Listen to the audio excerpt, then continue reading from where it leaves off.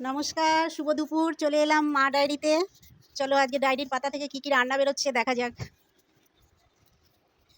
প্রথমে দিয়েছি সাদা ভাত, কাঁচা লঙ্কা, গাজর, একটা লেবু, আর দিয়ে দিচ্ছি দুটো শসা।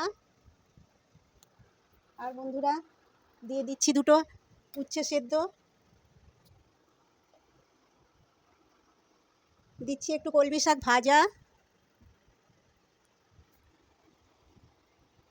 দিচ্ছি দুটো পটল ভাজা, আর দিচ্ছি একটা মাছ ভাজা।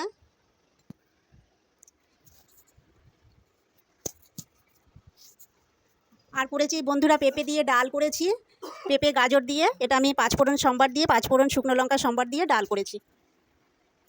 আর দিচ্ছি একটু নোটে মাছ, আর দিচ্ছি এটা একটু রুই মাছের ঝাল করেছি, আর একটু শেষ পাতে খাওয়ার জন্য টক দই। আজকে এইটুকুই বন্ধুরা।